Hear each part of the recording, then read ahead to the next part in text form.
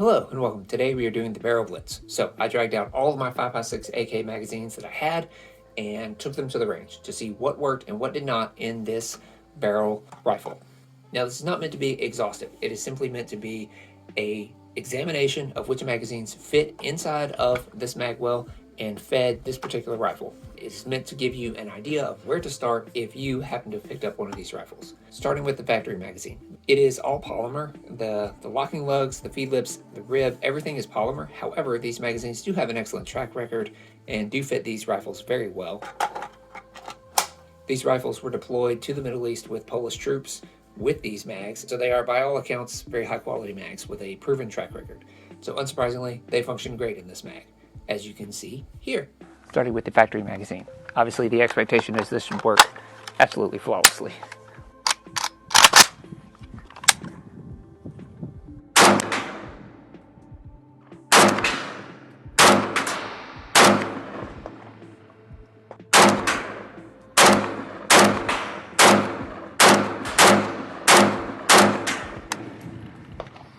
Not bad. As expected, these good to go. Moving along, we have the WBP magazines. Now these are basically a commercial copy of the FB Radom factory mag. Same makeup as far as polymer locking lugs, feed lips, and polymer rib. However, there are a few differences, like it not having the guide for the stripper clip loading, but these mags fit basically the same and were equally as reliable. Fits in just fine.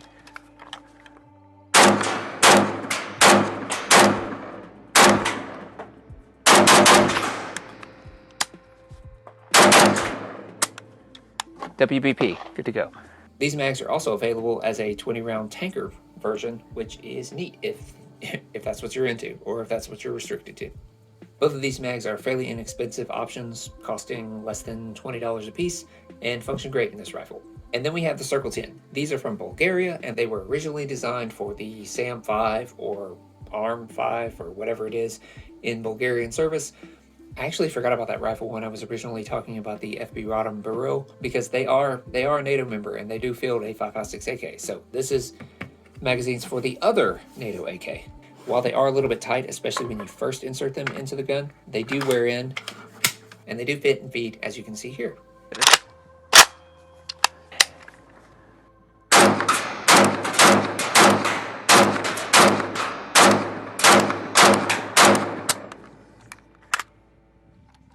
And similar to the WBP, they do offer a 20-round variant, which again also fits just fine.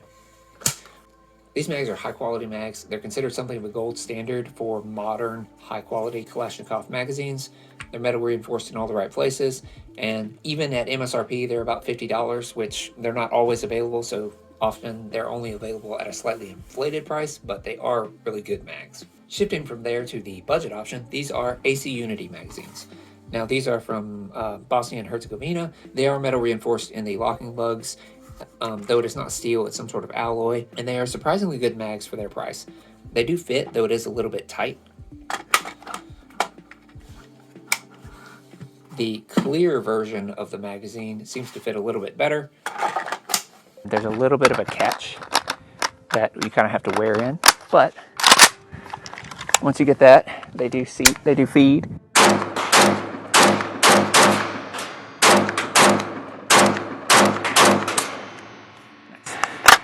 They're a little bit tight to remove. As you can see, the standard version fed just fine. The only note about it is it does have the Yugo style bolt hole open on the follower. That did not engage with me when I was at the range. I don't think it sits quite far enough up in the receiver to catch the bolt, but once it's worn in, it does seem to be a decently reliable range mag. Next up, we have an AK-74 magazine. Now this one, I took to the range with a 3D printed follower. It was not the Pod Arms follower. I don't actually have one of those, but I 3D printed my own using the open source files that are available, and it functioned perfectly. Not too bad.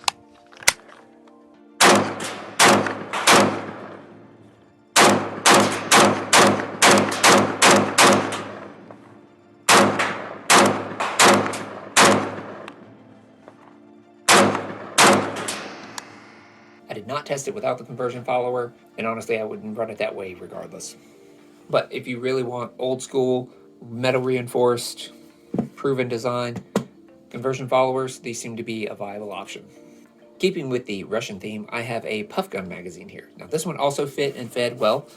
These are the Vepr style Pufguns, not the Saiga style. I had the Generation 1 and the Gen 2, both of them fed and worked well.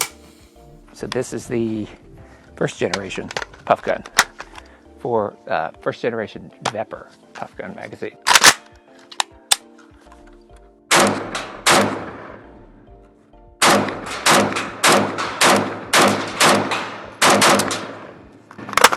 Cool. Second generation Pufgun, again, Vepr style.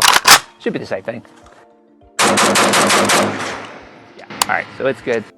There's also a clear version of the magazine that fits just as well as the others. And thus ends what I would consider to be the first tier of magazines for this rifle. Those are the ones I would recommend to start exploring. There are some other ones that did fit and work, though I wouldn't necessarily recommend them as much, but we're gonna get into those now. First off, in the second tier is the Z-Pap. Now, this magazine barely fits. I mean, you really do have to kind of scratch some plastic off in order to get it to fit inside the mag well, but it does technically fit. If I were really truly going to run this, I would honestly sand it down a little bit, but it did work, and the bolt hole open did activate for me on the last round. These fit really tight, if at all.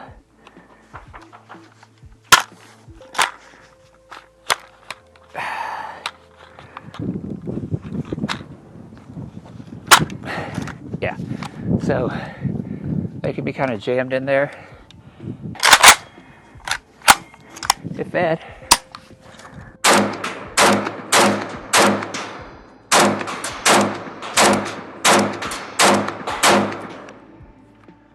And you got the Yugo style bolt hole open.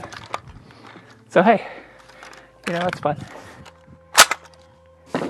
Same deal with the third generation mag. This one I've worn in just a little bit on the sides. So you can see where it removed a little bit of material. Now it fits okay, sometimes. All right, let's see how we go.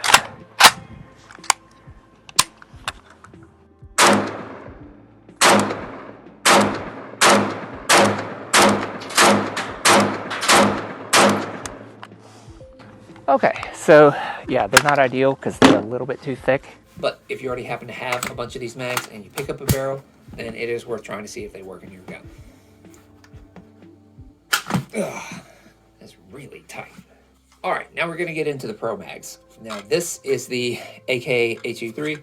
Honestly, this is the only magazine that fit inside this mag well that gave me malfunctions, which is kind of disappointing because of the Pro Mags, this is the one that feels the most robust. Maybe it's just because of the metal reinforcing, but this one did give me problems at the range, as you can see here. Fit well, goes in pretty good.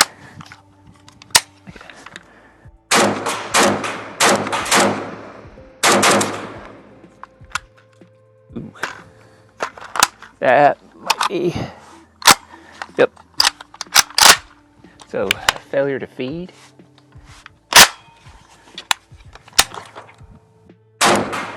Ooh. There we go. Now we're getting interesting. Okay, so failure to feed, and then a second failure to feed that went all funky. So the last 4 mags of this Pro Mag were problematic, so let's try that again. What is that? What the fuck is that?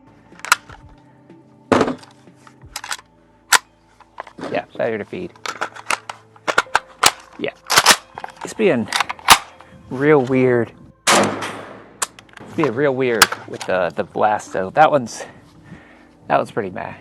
I experienced multiple failure to feeds on the last round, as well as a stovepipe, but it did fit and feed up until those malfunctions. And I know it's a low bar, but I was a little bit disappointed in this particular Pro Mag.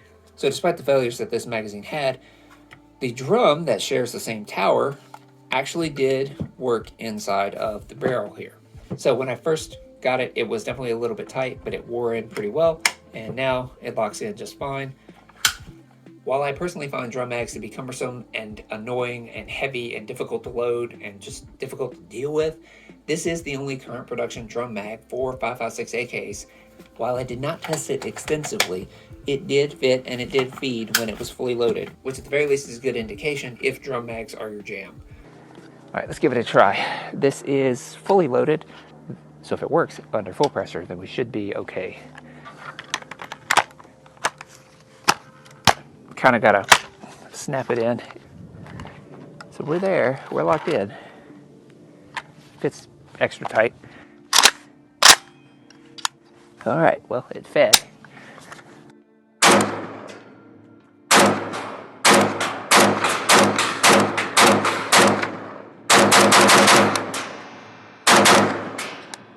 Okay, so shockingly, it seems to actually kind of work. That's good. Next up, we have the ProMag WASR-3. This is the AK-A5. It was a little bit tight, but it did actually fit and it did feed, as you can see here. Yeah, so it does lock in pretty easy. I said and then fumbled it. It's got a little bit of back and forth. Fed.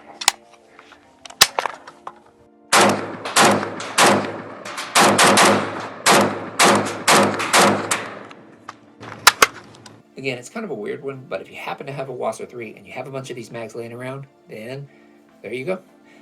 And lastly, for the second tier magazines, we have the Polytech from ProMag. This is the POL-A1. Now, this is a weird one. I just happen to have it, and the only reason I even ran it is just because it happened to fit in the mag well. It's a little bit tight and it's a little bit weird, but it did work, so that is what it is. Again, kind of a random one, but it does fit. And it did feed.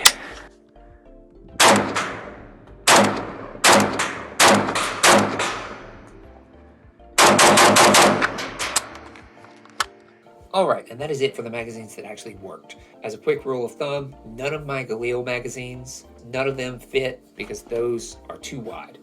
And it was a similar story with Saiga magazines. I have a Pufgun and ProMag and SGM Saiga magazines, and none of those worked. They just did not fit inside of the mag well. It's just too narrow. Likewise with all of my metal 5.56 AK magazines, be it the M90 or the Valmet or Uyghur magazine, none of those worked. Which this magwell is basically an AK-74 style magwell, so all of the magazines that were based on an AKM sized magwell just are not going to work. So in conclusion, obviously I think that the factory magazine is probably your best bet, but there are a surprising number of options. We've never had more options than we do now for 5.56 AK magazines, and we seem to be somewhat consolidating around something of a standard, so that's a good thing. But if you happen to pick up a barrel, there are several options. Do check out, obviously, all of the tier 1 options. In my opinion, those are the ones that you should look at. Those are the ones that you should, frankly, stockpile. And those should be your go-tos. All right, and that will do it for today. I'm going to continue to test magazines as I get them. Thankfully, my list is smaller than it's ever been. But as I move forward, I'm going to continue to test magazines in this rifle as well as my Z-Paps. So if that is interesting to you, stick around. Do let me know your experience. If you have one of these rifles or if you have experience that differed from mine, I would love to hear it. And I will see you guys next time.